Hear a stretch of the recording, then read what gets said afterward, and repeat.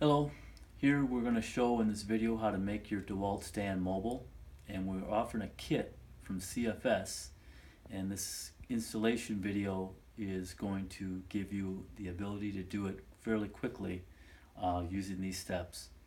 So the first thing you're going to want to do is you're going to want to take the one end of your stand, get the legs up so they're out of the way. Because when you drill this, if you leave the legs down, there's a possibility that you could hit your quick release handles. So we recommend that the legs are up in the upward position. So we've done that already. That would be step one. That's done already. But step two is you're going to need to remove this handle. And so I'm going to remove that handle. And that's an M4 or a 532 Allen wrench to take the handle off. We've taken a few steps here out of the equation. I've cut out the template that you're going to provide it. You're going to need to cut this template out. We're going to give you the lines to follow. You just cut it out, put tape at both ends, and then you go ahead and put this in here. You flush it to the bottom outside edges, and you want to center it.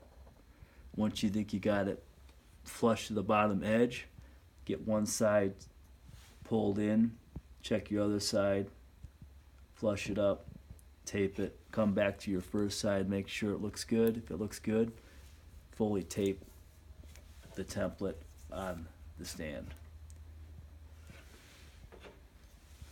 Then if you have it, it will definitely speed up the process. You're going to want to have a spring clamp, and then you're going to want to take your axle and put it on the stand, lining up your holes, your template holes with the axle.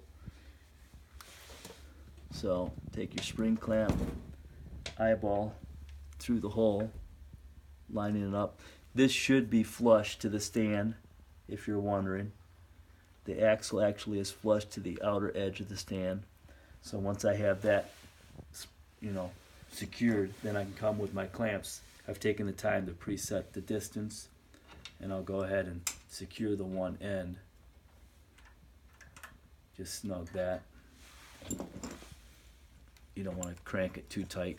The stands tend to have a little bit of a bow to them, so this will actually want to draw it in. Again, make sure you're flush, checking the holes. We're looking pretty good. So snug that. It's flush. This side might need to come down a little bit. Seems pretty good. Flush. Now I'm going to torque the C-clamps so it doesn't move.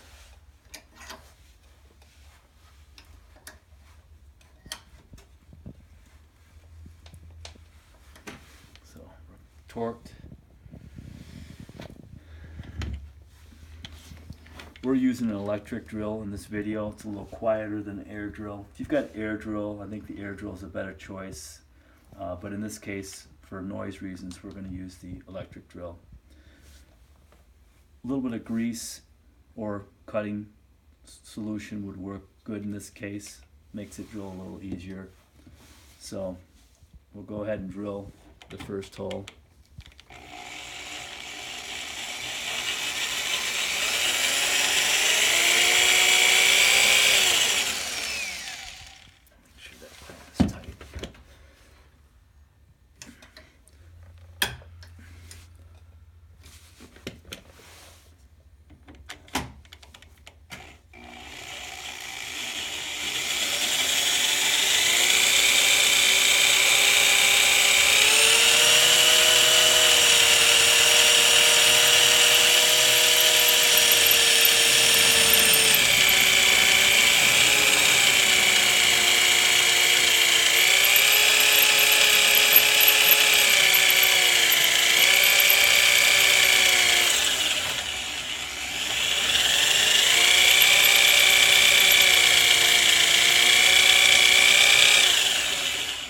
Close. Yeah, we're almost through.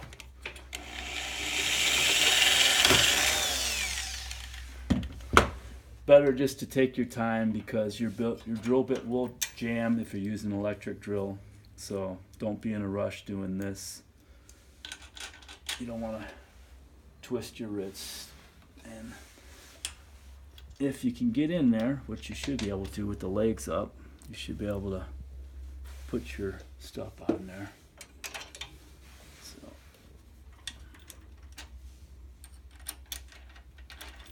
there's a washer on there and a hex nut.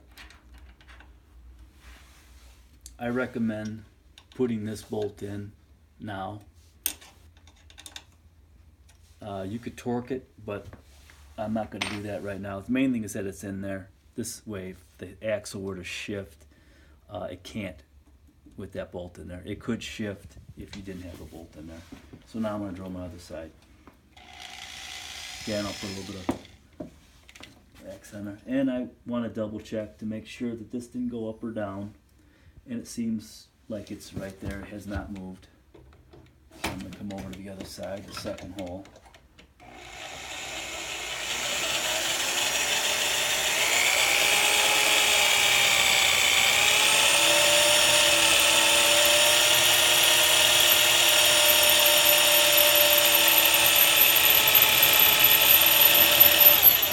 I like to stop halfway through just to see how close I am, so I'm not just blowing through the second side.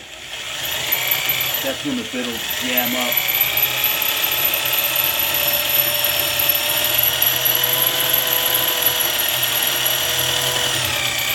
Gotta be getting close. Yeah, we're almost through.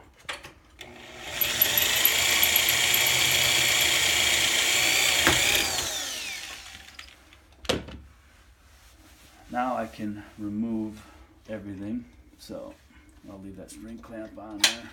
Take my seat clamps off.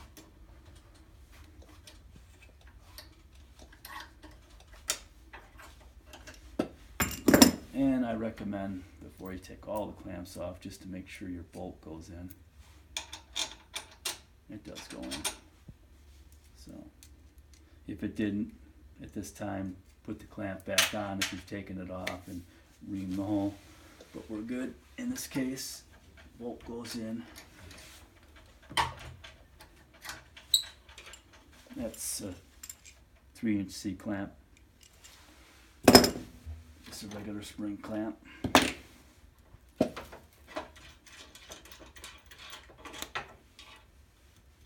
Make sure you get all the chips out if there's any chips in there, because it'll obstruct the axle.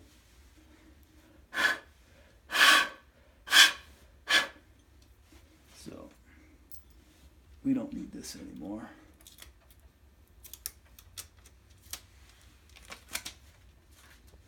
And so we'll put our axle on.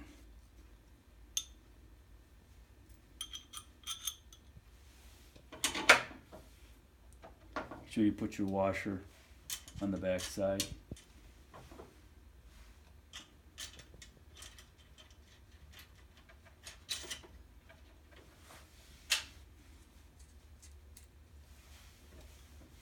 Tools, you know, if you got a 1/2-inch wrench, it'd be handy to grab the hex bolt from the back side, or a small crescent wrench. The 3/16. And then at this time you'd want to torque these. Once that's been torqued, here's where we come across, we have two different stand models coming up.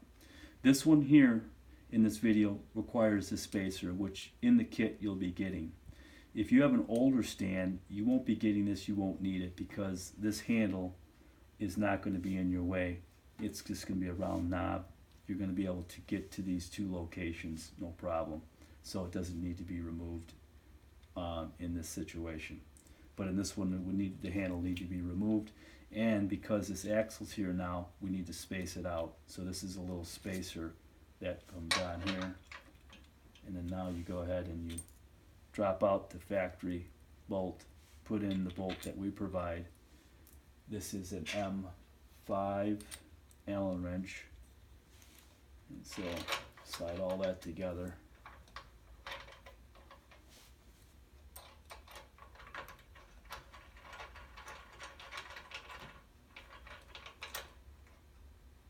And then you want to secure that. Now you're able to function your stand as it normally would. So you won't need this anymore.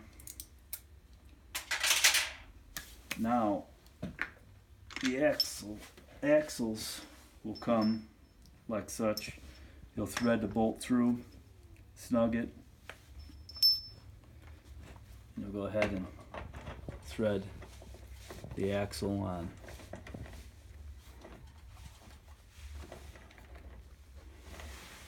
If you've got a socket, it makes it go a little quicker, but you don't need it. I'm just trying to speed this up so you're not having to wait for that step. Now, to get the proper preload, you don't want the bearing races turning on the axle, so you put a little bit of preload so the tire still spins, and then you tighten down the jam nut. So you got no play, and it's spinning on the races. The bearings are actually spinning, not the races on the axle. So you want to get that so you get it, properly set. So I can go a little bit tighter with this. You want to make it so it's the rim or the tire actually still spins. So a little too tight. Back off a little bit.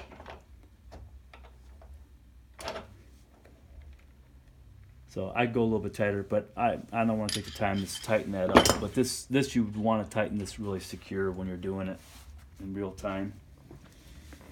So you do repeat the same process on the other side.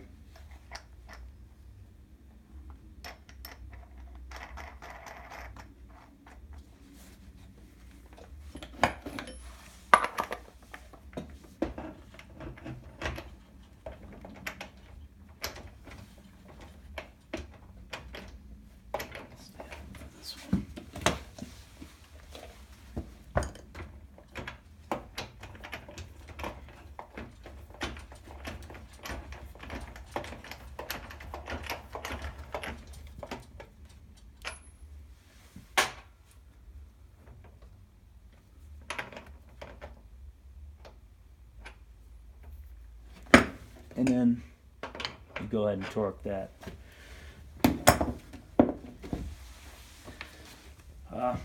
You've now installed your axle. Make sure you double check all your attachment points, secure them, and now you're mobile with the Easy Speedy Axle Kit by CFS. We recommend in some cases 2 axles, but this is just showing the one side being installed on, and it's the same procedure if you put 2 on. Just repeat the process at the other end. That's the Easy Speedy Axle Kits by CFS. Thank you very much.